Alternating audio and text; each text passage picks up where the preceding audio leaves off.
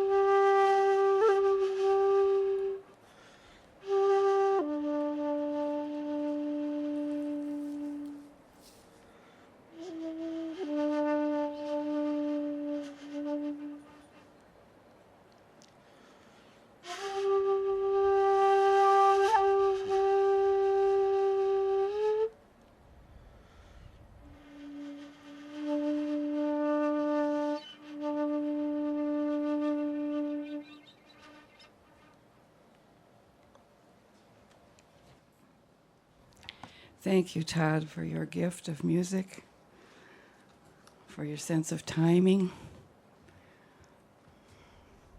and the beautiful offering. I wanted to welcome each and every one of you here as we gather for this 38th Ashland Hiroshima-Nagasaki Vigil. We're honored to have Hideko Tamura Snider with us as a survivor of the Hiroshima bombing and longtime Rogue Valley resident who is still witnessing to the dangers and the terrible destruction that tore through her city 77 years ago today.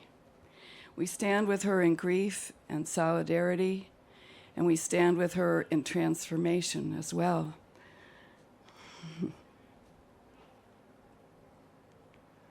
The Legacy Tree Project is a form of that transformation. We thank Dr. Susan Walsh for being here from Southern Oregon University, the provost, with appreciation for the role that has been played by SOU, both in terms of the setup today, which is really different from what we've had at Lithia Park, and also the facilities, the chairs, the gracious way in which you've received the project overall and handled the planting of the tree, and we're very thankful.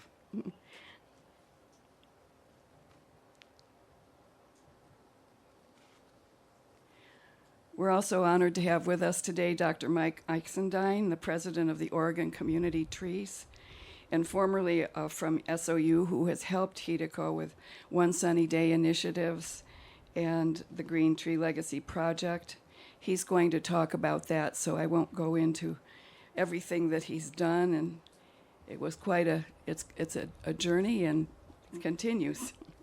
With the distribution of these trees across Oregon, California, and about 200 other countries, the World Legacy Project is a tangible way to affirm life and to honor the amazing life force which made it possible for those burned trees to regenerate after the bombing. We also welcome Dan Wahpepah, counselor, permaculturist, leader in the Red Earth descendants community in particular, but a great friend of ours in the community at large. And he's graciously offered to do a reflection for us today. And we also honor Betty Leduc, who has visited Hiroshima and produced a marvelous journal of sketches, as well as the artwork that you see on our program today, the Dreams of Hiroshima graphic up at the top on the right. And so we also want to welcome the members of the Rogue Valley Peace Choir. Yay! It's wonderful to have you here. The Peace Choir did travel, some members traveled, many of whom are here today, to Hiroshima one year with Hideko, representing Ashland during, I don't remember which anniversary it was. 69? Oh, 61. Okay. And that was another odyssey and another bridge in friendship and solidarity. So today we are once again stating our public vision and intention for the possibility of ending nuclear war.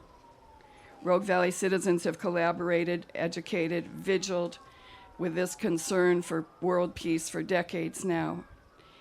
And this is another opportunity for us to affirm that intention in spite of all that's happening in the midst of the many crises that we're in, and the inching toward the possibility of nuclear war continues.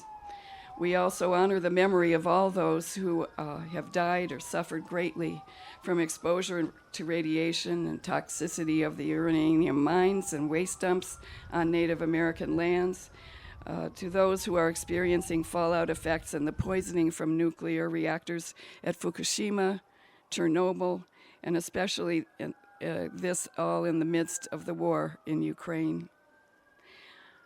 I'm going to just say a few words about how we'll proceed. There are two parts to what we're going to do, and you can kind of see it in your program, so I won't be really detailed about it. But the second part begins after the water ceremony, and it will focus on the life-giving and uplifting story of the Green Legacy Project. After we hear about this, we're going to walk around. There's a walkway here that will take us to the tree that has already been planted. It was in another location, and it wasn't doing so well, so there was concern, and it got moved. And then there will be a dedication to the most honored Ginkgo tree. So, Mike, would you like to come and light the candle? This is a candle for world peace that is symbolic particularly of Hiroshima-Nagasaki movement and the desire to extinguish it finally when we can declare that there will not be any more war, nuclear war. It's a little different from the world peace flame, because the world peace flame is eternal.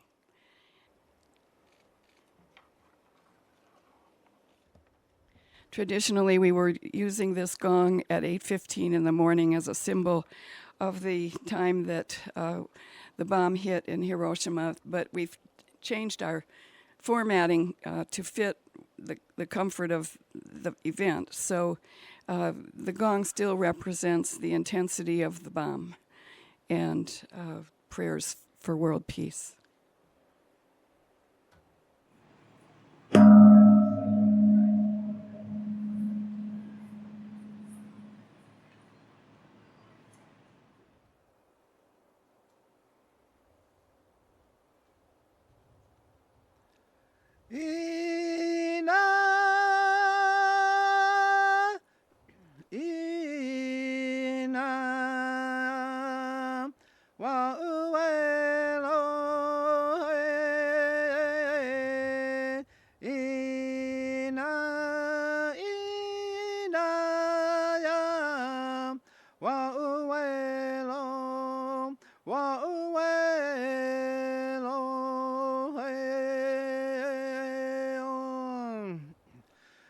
chose only why yo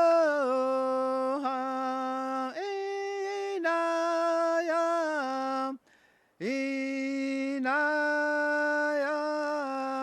wa uwelo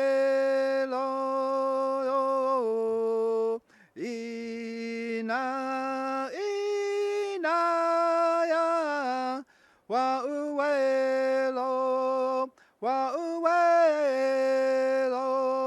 hey on.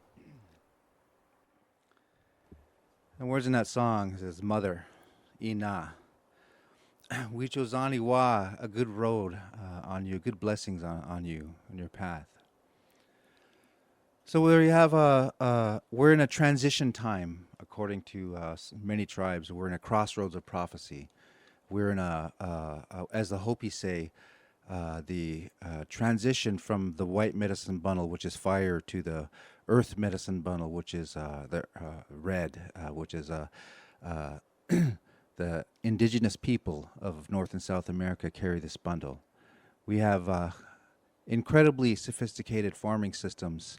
At all times in history, we were the best growers. We knew how to relate with our plants, with our surroundings. We were in touch, we were in tune, we were in harmony with what kept us living, with what was truly sacred.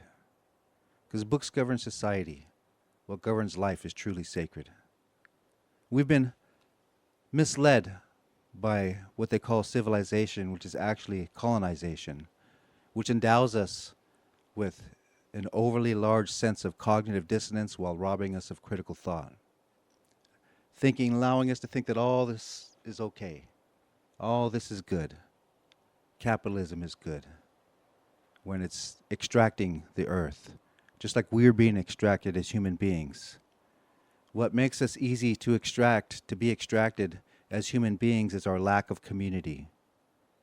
So when I walk around without community, I'm walking around with one leg, and no thumb on one hand, no hand on the other arm, and half a brain. Because my community makes me whole. My community empowers me. My community gives me a purpose. In our clan, we call that Dudame. My clan gives me purpose. And so we have to realize that the dire straits that we're in with nuclear technology is a road that requires the lack of critical thought and of cognitive dissonance. And you can tell the maturity of a person. Because when you're a baby, you're selfish. You're me, me, me, me, me. And as you grow up, you become giveaway. You mature into giveaway mentality, giveaway mindset. You care for your community.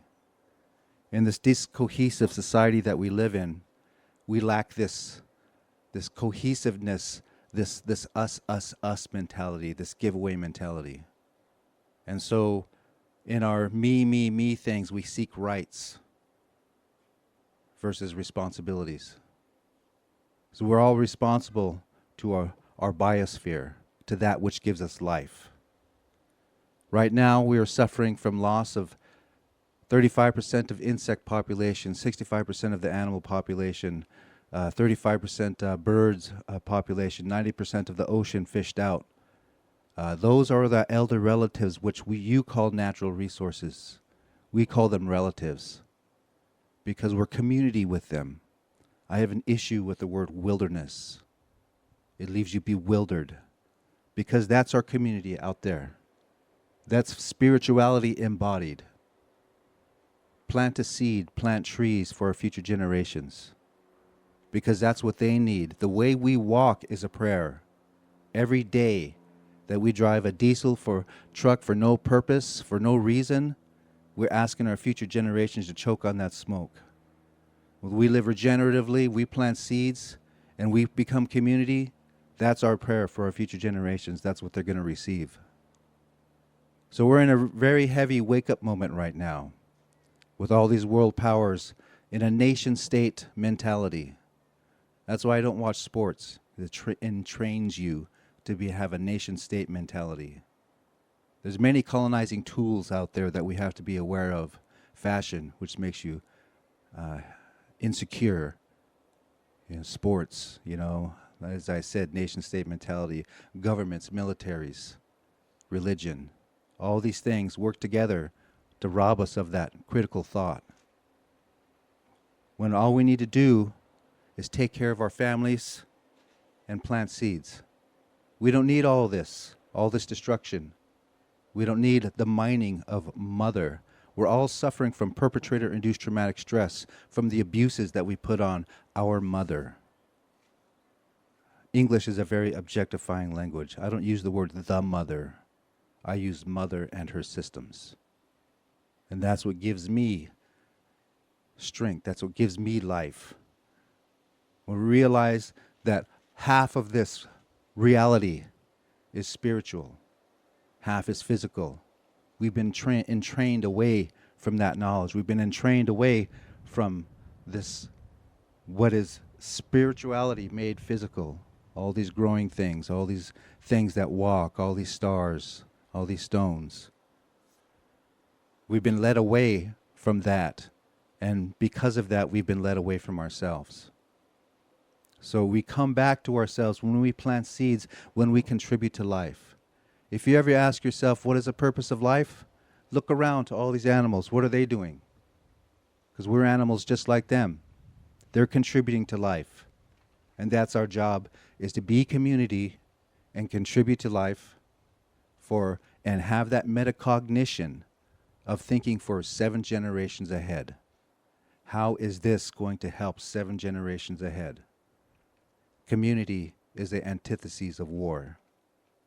The nuclear family is a bad idea. You want to be community?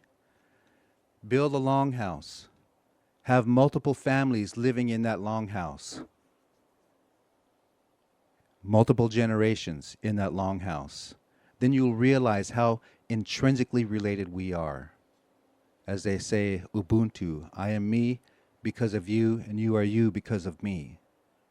And we can't be disconnected in this closed system that we live in, this, what Grandma Aggie used to call this leaky canoe. We're all in it together. And that's why racism is self-hate. There's many forms of self-hate. There is no race. There's only one race, only blends of culture, from culture to culture. So racism is self-hate. We have to put away these tools of colonization that made us hate ourselves and realize that we are born with inherent beauty. Our word for baby is abanuji, one who was placed here for a special purpose with a special medicine. Our word for old man is akiwenzi, earth caretaker. Our word for woman is ikwe, which is a representative of Aki, mother. Mother Earth, as you know her. And they didn't start extracting mother until they started calling mother the earth. Our word for grandmother is she who holds it all together. Our word for elders is gichayayag, the great ones. And we need to move into our greatness and contribute to our life, contribute to community, contribute to our future generations. And we'll heal the wound that creates nuclear power. We'll heal that fear. We'll come from a mindset of abundance versus a mindset of lack. Because it's a mindset of lack that creates billionaires. It's a mindset of lack that makes you want to go to Mars instead of plant trees. So thank you for your time. Thank you for being here. Thank you for listening to my words. And I just want to finish off with one thing. In permaculture, we have 3 ethics. And it would be great that if the United States had ethics, wouldn't it? And so we have earth care, people care, fair share. Now, earth care, people care. Who separated those two? You know, it should be community care. Okay, fair share used to be set limits to population, set limits to the damage that you could do, contribute the abundance to your community. So that's fair share, but it really should be responsibility. So community and responsibility should be two ethics. So I invite you all to decolonize, re-indigenize, and naturalize. How, Miigwech? This is the proclamation from the city of Ashland that was read on Tuesday night. And Julie Akins, the mayor, is here to read it for us. Nuclear weapons are the most devastating weapons ever created by humankind, posing an intolerable risk to human survival. As the invasion of Ukraine has shown, nuclear threats are real, present, and dangerous. Accidents, miscalculations, or intentional use loom over us all. Ashland's public commitment to end the threat of nuclear catastrophe dates to 1982, when its citizens passed a ballot measure declaring the city a nuclear-free zone. Ashland became a Mayors for Peace city in 1998, responding to a global invitation from the mayors of Hiroshima and Nagasaki to work for the abolition of nuclear weapons. There are now 8,188 Mayors for Peace cities in 166 nations, including 220 in the U.S. and 7 in Oregon. Mayors for Peace enthusiastically supports the new treaty on the prohibition of nuclear weapons adopted in July 2017 under United Nations auspices. It entered into force January 2021 and is legally binding on the 66 governments that have ratified it thus far. In June 2019, the Oregon legislature passed Senate Joint Memorial 5, calling on the President and Congress to lead global efforts to reduce the threat of nuclear war.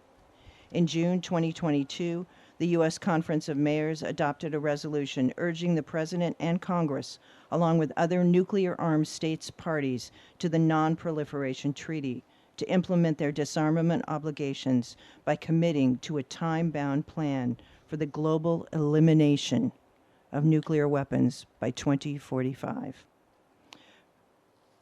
On August 6 at 10 a.m. near Thalden Pavilion at Southern Oregon University, one of these special Hiroshima peace trees, a Ginkgo biloba, will be dedicated to serve as a living ambassador of friendship, resilience, and hope for a more peaceful world free of nuclear weapons. Of course, you're invited.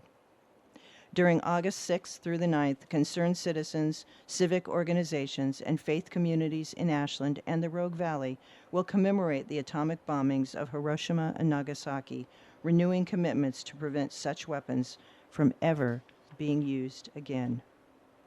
Now, therefore, the City Council and Mayor, on behalf of the citizens of Ashland, hereby proclaim August 6, 2022 as Hiroshima Day, and hereby proclaim August 9th, 2022 as Nagasaki Day in the city of Ashland, and we invite all citizens to participate in the Hiroshima-Nagasaki Vigil activities. Thank you. Well, Hideko, would you like to come up and talk with us a little bit? Oh my. Thank you so much for coming, everyone.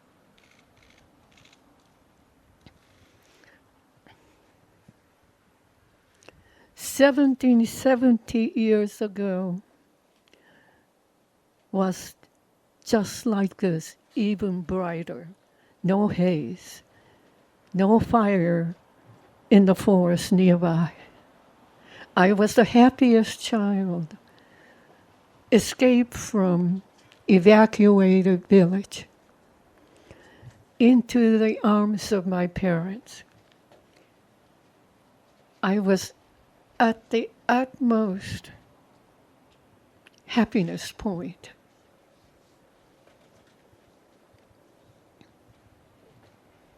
And may I warn you, it may be in that kind of moment, right now, today, our planet is at risk that we are not paying much attention to.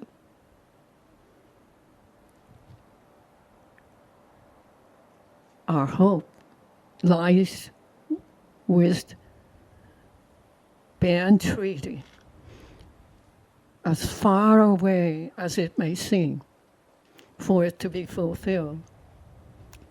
Extinguishing this weapon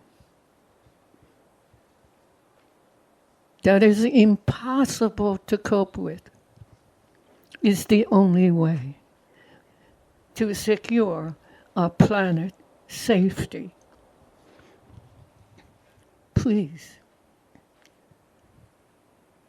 believe me that it could happen, because we witnessed the most living hell experience 77 years ago. We lost all our belongings, all our environment. Beautiful surrounding like this turned into scorched earth. At the very same time, the toxins in uranium released through strong, enhanced radioactive destructive killing force, no matter where we were, penetrated through the top of our head to the marrow of our bones. There was no way of escaping it, and there will be no way of escaping for us today. And our hope is not horrible warning from me, but your love of yourself and love of living things. If you in silence listen to the life of this earth, we are surrounded with living things. Algorithm in creation has a limited time only. Even without any threats, live it fully, please. And with great love for you and what you want to live for. It's a limited time. Don't ruin it. Hopefully and joyfully. Thank you so much. Now Todd Barton will help us to prepare for the water ceremony with another shakuhachi piece, which is an original composition, Tai Hei, or Great Peace. And then when he's done, people are invited to come up and pour water over this big stone, obsidian, it looks like, and make a prayer to quench the thirst and the pain of those who have died as a result of all these nuclear atrocities. Hideko, would you like to come and pour some water?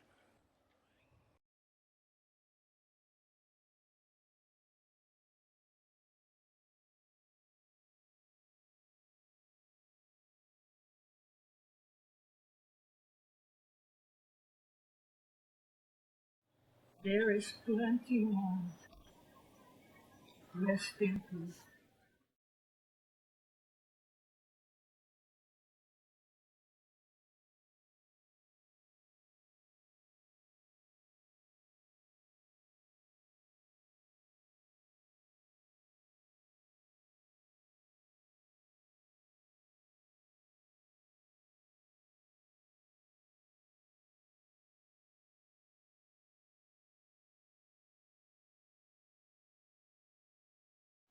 I invite others of you to come now and pour water in the same fashion that Hideko did in memory of those who have died.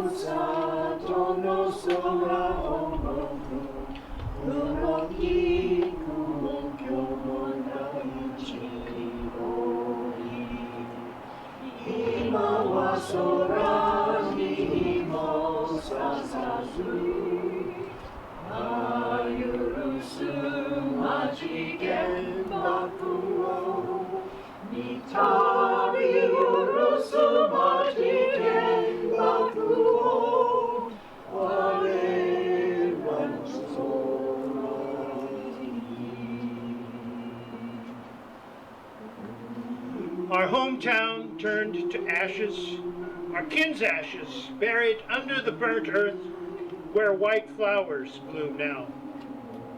Ah, never again the A-bomb, never permitted for the third time to our town. Our seas in turmoil, black rain falling, joyful days gone. No one aboard the ship now. Oh, never again the A-bomb, never permitted for the third time to our seas. Our sky is heavy, black clouds hover over the land, keeping the sunlight away. Oh, never again the A-bomb, never permitted for the third time to our sky. Don't permit the atom bomb a third time. Oh, please don't permit the atom bomb a third time. Oh, please don't permit the atom bomb a third time.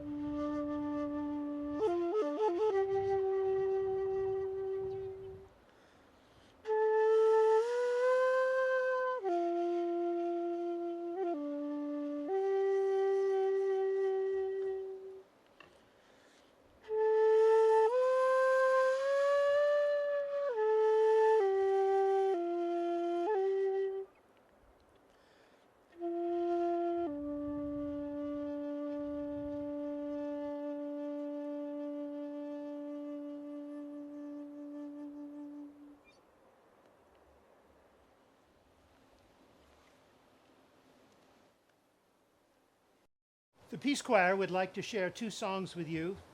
The first one being Tikkun Olam, which is an invitation from the Hebrew tradition for us to repair the broken world in which we live.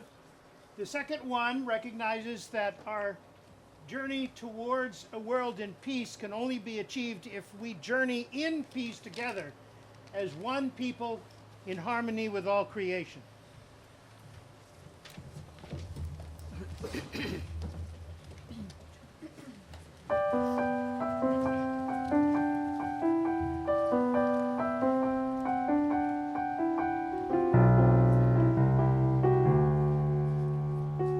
Pray for peace and grow your own. Soon you'll find you're not alone as winter draws from earth and soul. Even the hardest heart can yield when it's touched by love and hear the harmony revealed. Tikkun Olam, help me fix this broken world. Plant peace like the seed of a pearl. Shalom, bless you, salam. Tikkun Olam, make the mist of hate uncurl. Tikkun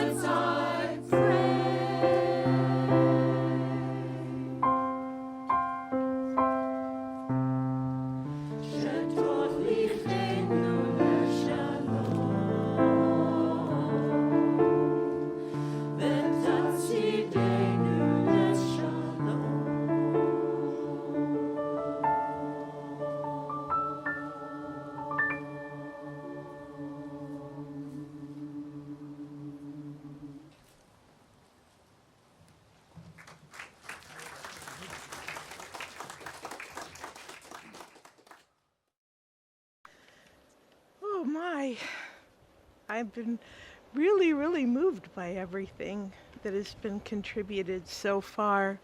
My name is Lucie Scheuer, and I've been on the OSDI board now for several years.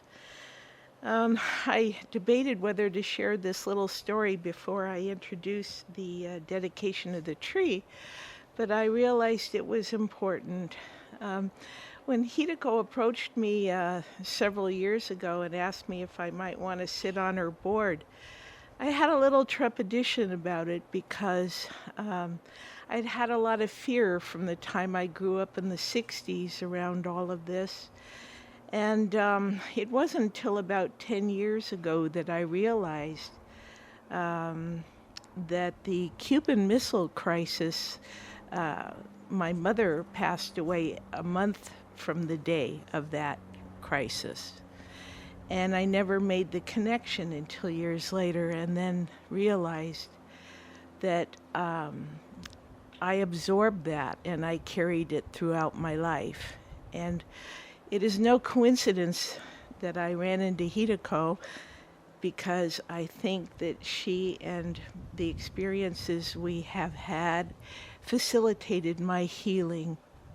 I am so, so grateful that I was led here and led to this moment. We've waited a really long time for it. So I wanted to share that because I am feeling empowered. I know I'm just one little person and that I can't change the world, but energetically, I have found over the years that I can. I can contribute and have hope and build on hope, and with that is a perfect segue into what this next part is about, which is the tree. So we're going to dedicate the tree, and then when we're complete, we're going to process down these walkways, pathways, over to the tree and form a semicircle, and we'll have a blessing. But before we do that, there are some great people here this morning to tell us the story of how this tree finally arrived in its final living place. So the first person that's going to speak is Estelle Voeller, who's been the most incredible mover and shaker behind this whole experience. And she's from One Sunny Day on our board. And then followed will be Dr. Michael Oxendine, president of Oregon Community Trees, without whom I don't think we would have a tree, let alone a dedication today. And then finally, Dr. Susan Walsh, who's vice president at SOU and provost. And we're so honored to have her here this morning because I know she knows a lot about the story of the tree too.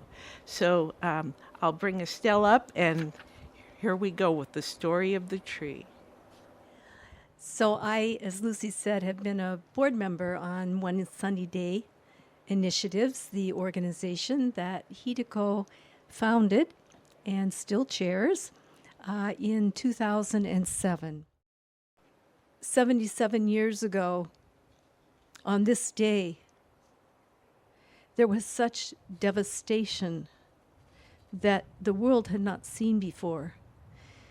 It took many, many days and weeks, a long time for the earth to cool after the falling of the black rain, the winds, the ferocious fires, so hot to vaporize people. And people were told nothing will grow back for 75 years at least. There were a few snags still standing when you see the photos of Hiroshima. It was barren. It was devastating. And that winter and early spring, buds began to swell on some of these old trees and plants. Shoots emerged and leaves unfurled. And people say it gave such hope to see these trees come back, and it gave hope to them. These trees that survived are very revered in Japan. There are over 150 still living in the area. And there's a group of people who have been taking care of these trees. And they came up with the idea of gathering seeds and processing them and growing them and sending the saplings to other cities as part of the spirit of friendship and peace and resilience and the capacity to rebuild.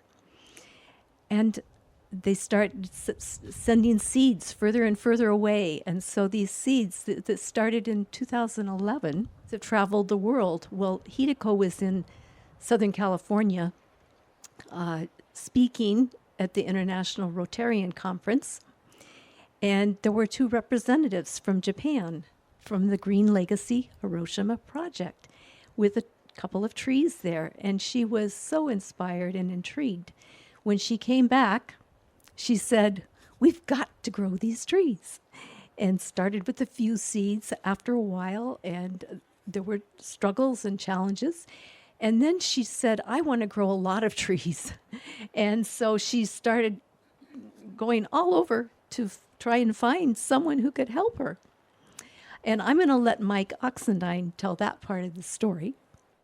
Before this happened, she joined the Peace Choir in about 2004 after she retired here in the Valley. She was a licensed clinical social worker and in Chicago area, and had spent about 30 years at that time speaking when asked about the experience of Hiroshima, because she didn't want it to happen to anyone else. A number of the survivors, the hibakusha, just keep silent because it's so painful to remember that. But she has been so determined that this should never happen again to anyone, that she has traveled all over the world speaking, and also has written her book, One Sunny Day, which will be actually, the second edition will be coming out soon, probably this year. So anyway, she joined our Peace Choir, and if you remember, our U.S. government was invading other countries. People in Japan, her friends and her relatives, were asking her about that. And she said, "Well, I sing with over 100 people every week, songs of peace and hope and friendship." And she came up with tears in her eyes after practice and said, "My friends in Japan want to meet you. They want to meet these Americans who are peace-loving," and created the vision of taking a group of Peace Choir journeyers to Japan, which we did that in 2006. And after that, it was such a profound experience, the deep connections through music, sharing music and food, and our haltering English and haltering Japanese, that such deep bonds were forged. She decided to create the One Sunny Day Initiatives nonprofit to continue the work. So we've been doing that all this time. Well, she's been doing a lot more speaking, and we've been hosting people from Japan and sending people to Japan. And she's been speaking a lot to schools to educate civic groups, faith communities. So when she heard about this project, she said, "We have to bring these trees here." And now I'm going to let Mike Oxendine tell the story of his meeting of Hideko. Thank you for having me. It's a great honor to be here. I was very excited to be asked to talk here today.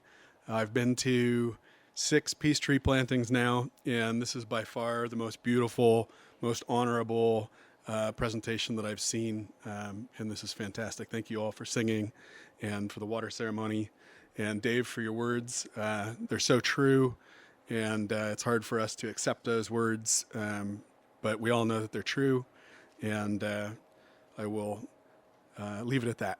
So this project started for me about 6 years ago, and I was the landscape supervisor at the time here at SOU, and Hideko showed up at my office, which is just up the street on the other side of on Whiteman Street, and it's unmarked. There's no good signage. Old steel door, nothing on it. And she comes knocking on the door, and I open the door, and there's this Japanese lady there, and she says, I've been all over the place asking people to help me grow these trees, and tells me just this introduction of what this project is. And I said, you got to come in. Like, let's sit down and tell me all about this. And so Hideko shared her story with me, and it totally moved me and brought me to tears. And learning about what she went through in life, in particular, made me reflect on my time in the service, and on whether or not I would have the fortitude to be able to dedicate my life after having an atom bomb dropped on my community. I try and picture it here in Southern Oregon, where I've been for a long time, and all of my friends and family being devastated by it, and losing people that I care deeply about. Would I be able to stand up and dedicate my life to sharing the message of peace, or would I go the other direction and join the service and try and go to war to avenge the death of my family and my friends? And I think it's the most honorable and most profound thing that you could do in life. And I have more respect for Hideko than anybody I've ever met because of that. And I just hope that we all have the strength when it comes time, if that decision happens in your life, to be able to go the right direction. So Hideko came in, we chatted, and she said that she wanted to grow these seeds that we could get from Japan. And all we had to do was write to the Japanese people that are running the Green Legacy Project, and they would send us these seeds that we could germinate, different types of trees. And if I could germinate them in the greenhouse that we had here at the college and keep them, and then we could give them away. We could find people that would want to plant these trees in areas of reflection and quiet, where people could come and visit these trees and really reflect on what the symbolism of the tree and what it means. So I said, yeah, we got to do that. And I didn't want to do 10. I didn't want to do 20. I said, we got to get hundreds of seeds, right? I've been a horticulturist all my life. And one of the things that I know is that you don't always have success, right? So you might plant 100 seeds, and sometimes none of them come up. And we got really fortunate that Japan agreed. I think it was the largest order they'd ever had. And they sent us 100 trees of 7 different varieties. And the ones that did the best were the ginkgos and the persimmons and the camphor trees. Unfortunately, camphor trees don't grow in Southern Oregon. They're more of like a Southern California climate tree. And so we were able to find a home for those and send those off. But when I left SOU, I got a job offer with the city of Ashland to be the parks superintendent here in Ashland, and I couldn't turn it down. I love SOU with all my heart, and I went to school here while I was working here, and the campus is an arboretum like nowhere else in Oregon. And I had more support here from people like Dr. Walsh and Vincent Smith, who isn't here today, and the Thowdens. Had more support than I've ever had in any other community or any other job that I've had. And so it was a heartbreaking thing for me to leave. But when I did, I knew that I needed to find another place that was going to care for these trees. And so the trees were about 2 feet tall at that point, the ginkgos and the persimmons. And we hadn't really figured out how we were going to disseminate these trees out into the world. We'd given some away locally, in particular, and to friends of people from the Green Legacy Project and from One Sunny Day Initiative. But I sit on the board for Oregon Community Trees, which is a not-for-profit board in Oregon. It's an advisory board for the Oregon Department of Forestry's urban forestry program. There's 23 of us, and we are regionally diverse. So I represent Southern Oregon, and there's 23 other members that represent other areas of the state. And we work closely with Tree City and Tree Campus USA, of which SOU is a Tree Campus USA. So we decided to use that network through Oregon Community Trees and the Oregon Department of Forestry to partner and find places in cities throughout Oregon that would want to plant one of these trees in places of reverence. And so there's some people that couldn't be here today but deserve a mention, and that's Jennifer Killian, who is the urban forester for the city of Corvallis, who graciously accepted all of the trees, took them to her work and raised them for the next 2 years and cared for them, didn't lose a single tree, which is pretty impressive. Jim Gersbach and Kristen Ramstead both work for the Oregon Department of Forestry. Jim is out on a fire right now, and Kristen, thankfully for her, just retired after 30-something years in service, and couldn't make it down here today. But those two were super influential in being able to get these trees to the places that people need to see them, people need to plant them. And I just want to quickly go over the list of places in Oregon, cities that have planted these trees. The top of the list, this is alphabetical, is Ashland, Oregon. Almsville, which some of you have probably never heard of. Beaverton, Bend, Central Point, Coos Bay. There are 3 in Corvallis in different areas, different parks, including the Martin Luther King Jr. Park, Cottage Grove, Cresswell, Elgin, Gladstone, Grants Pass, Happy Valley, Hillsboro, Hood River, Independence, Klamath Falls, LeGrand, Lake Oswego, Medford, Newburgh, Oregon City, Portland, Redmond, Rogue River, Roseburg, Salem, Seaside, Silverton, Talent, Tillamook, and Turner. So these trees have made the journey all over the state of Oregon, and these similar ceremonies have taken place at every one of those plantings. This tree is one of the only ones that never left. It's been in Ashland the entire time. And it is such a heartfelt, appreciative feeling that I have here today, bringing it back to Southern Oregon University where it all started. And these trees grew from little bitty seeds in the greenhouse to being all over the state of Oregon. So with that, thank you all very much for being here. And I wanted to say one other thing, that as the water ceremony was happening, it made me think deeply about water and how when people die and when trees die and in our forest fires, water is a very interesting thing. It can't be compressed. It's the only element on Earth that can't be compressed. It has very special characteristics. It keeps all of us alive. We're all entirely made up of water. And it evaporates and it changes shapes. And it's always been here. So the water that is here today, that's going to bless the tree here in a few minutes, has already been in all of us. It's already been in the trees. It's been in the clouds. It's been in other areas. It may have been in Hiroshima the day of the bombing. And it has gone into the clouds and has dropped down into the rivers and it has gone into the oceans and it's re-evaporated and it's been in trees. Maybe it's been in the ginkgo tree already, and we're going to give it back to the earth. So just something to reflect on. Thank you. Well, hello, everyone. It's good to see you all. I'm Sue Walsh. I'm representing SOU here today, and I want to send regards from President Bailey. He's traveling and couldn't be here, but I know he would have loved to have been part of this amazing ceremony event commemorating something that happened 77 years ago and that should never, ever happen again. I welcome you to SOU. For those of you who have not been to the farm and to the Thalden Pavilion, if this is your first time, I want to tell you a little bit about the farm in just a moment. I would like to recognize a few people. I'd like to recognize Barry Thalden. He and Catherine have been wonderful supporters of SOU, and it is because of them that we're sitting in this space today. Of course, Irene and David and the Peace Flame, another very important event for this space. This space is special. Dan mentioned Grandma Aggie. It was several years ago that we had a wonderful celebration of her life at this very spot. So this space is special in many ways. Today, we commemorate a sad and devastating event, but we're coming together with hope and inspiration that we're sharing in this moment, and I appreciate that you're doing it here. Elizabeth, thank you so much for gracing us with your presence today. And Peace Choir, you're amazing. Thank you.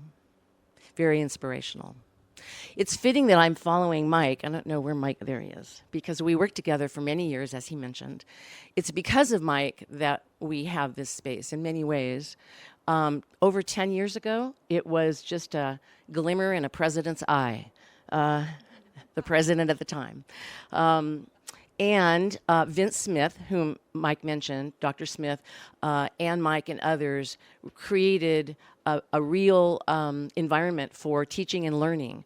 This is a classroom space. This is a farm. It's a working farm. I come down every Thursday and pick up my CSA bag of vegetables that the students grow. They work here all year round, and they take courses down here, courses about horticulture and soil and air and water and all the things that we study in our environmental studies program.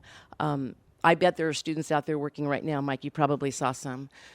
So it's because of people like Mike and our crew in the area that Mike was working in, and all of our students and our faculty and our staff that we can enjoy this space today. And I just want to say thank you publicly to all of them. And Mike, we miss you still. So. Now, I know we're here to dedicate a tree, and I'm standing between you and that. So, and I know as a person who speaks publicly frequently that that's not a good place to be. So I'm going to say thank you again for being here. I wish you all well. I wish you much peace and happiness and love as we go forward in very challenging times. We're here for you at SOU. We welcome you. We welcome your feedback, your input, your ideas, and we're here to serve the community. So my office is right in Churchill Hall. Please come and see me if you have anything to say. And thank you very much for being here. Thank you to everybody who has had something profound to say today, and just thank you for being here. As I said, energetically, we can take this with us and pass it on to other people. So now we're going to kind of transition to the actual tree dedication. I couldn't be more thrilled. And I wanted to advise you to be careful when you're walking, because there's still a lot of weeds if you step off the path. So there's paths over here and paths over there, and they all lead to the tree. And I believe the Peace Choir, thank you very much, is going to form a semicircle around the tree as well. And Hideko is going to grace us with another blessing at the tree. And then we're going to take this beautifully blessed water that all of us sent our intentions into, and it's going to be poured onto the tree to nurture it. And then the Peace Choir is going to send us off. So just be careful as you make your way around the paths, and we'll see you over there. I wanted to mention that this plaque here has 3 QR codes, and one links to a short video telling the story of her experience and why this project is important to her. There's also a link to One Sunny Day Initiatives, which is our nonprofit, and we have photos and videos and newspaper articles of many of the plantings and dedications on our website. And so if you need a moment of levity and hope, just click on One Sunny Day Initiatives Green Legacy page. The third QR code is the Green Legacy Hiroshima website in Japan, and it's amazing to read the stories and where these trees are being sent. Hideko was actually honored in the month of January 22. She was honored as a partner in profile, and the following month Jim Gersbach, who is with the Oregon Department of Forestry, who's been key and so helpful in this project, was honored, and there's an interesting article about him. So please do check out the websites. You'll enjoy them very much. Thank you. It's been a wonderful ceremony, but I don't think we've had an opportunity to, as a group, together, to express our deep and profound gratitude to Hideko for her life, for her legacy, for her witness for peace, for her ongoing devotion to creating a better world. What do we say about it? Thank you, thank you, thank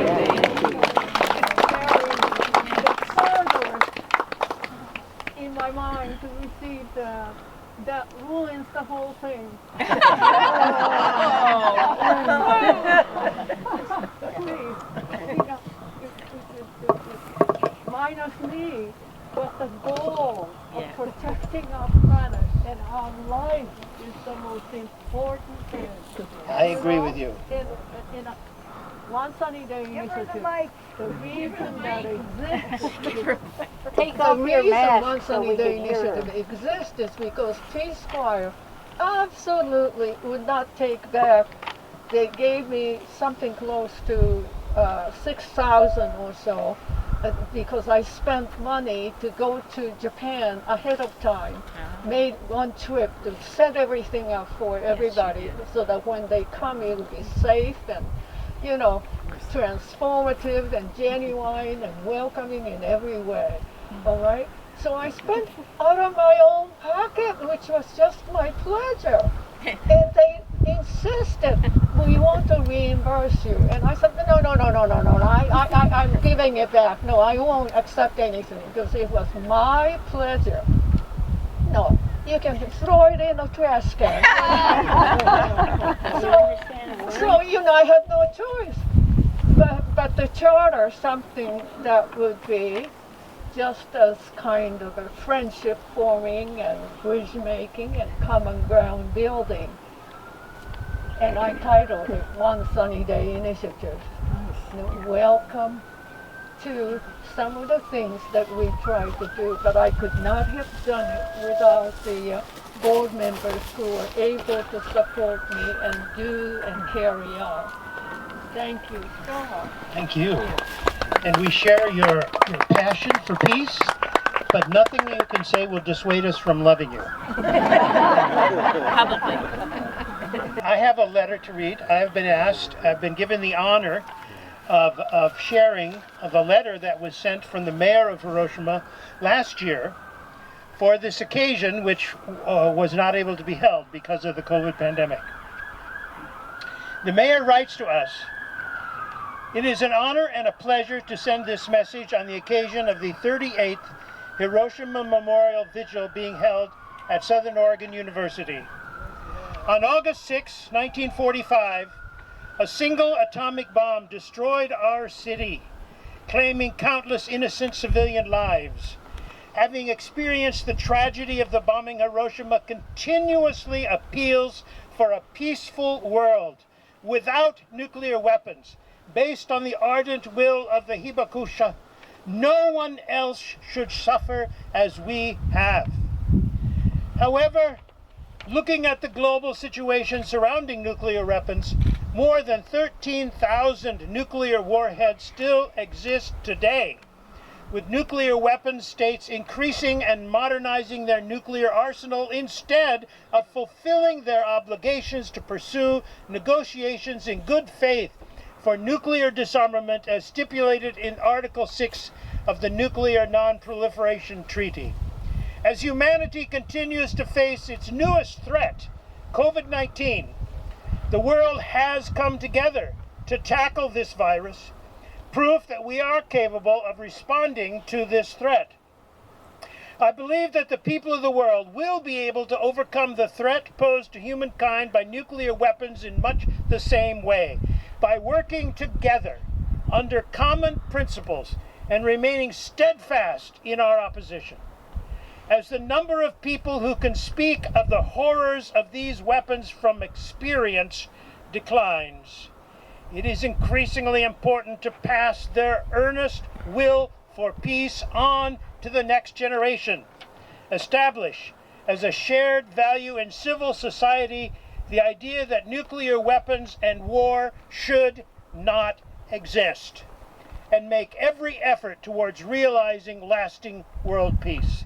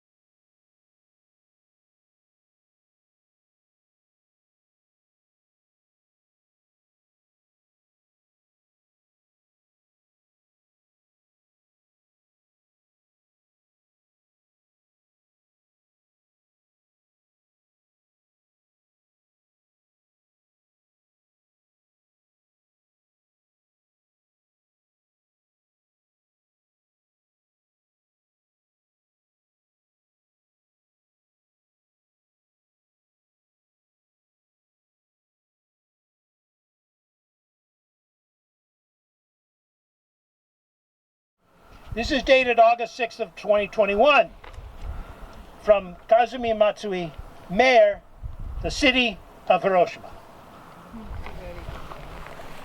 What contribution you played in this thing? I love it. Everybody's almost twisted. You ready? Yeah. So they don't. I need to do that again. Yeah. Yeah, everybody that did the water blessing before has got to do the tree blessing now. I'll just record it. Can I ask a question? How do we get one of these trees? You have to go through the Green Legacy project. We're out of them. Not to say that we're not going to grow more, but all these ones are spoken for that have already been planted. Yeah. So, yeah, Green Legacy project. Green Legacy, just look at them.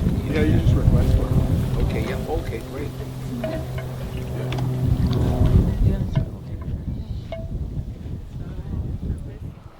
This song was written to remind us of the tragedy that's taking place in Ukraine today. It invites us to remember, to never forget. And instead of Ukraine, you could insert into this any place in the world that you can think of was a place where tragedy, war, devastation has blighted the countryside and is ever more in need of peace. While we slept and while we dreamt, the bombs rained down upon Ukraine. In their homes they wept for the Ukraine. We remember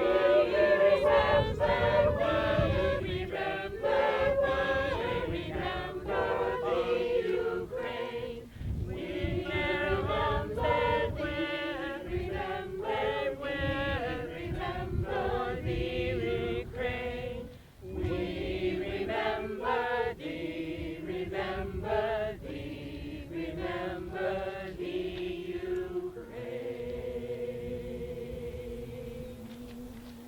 We We weep, we remember, we work for peace. Amen. Amen.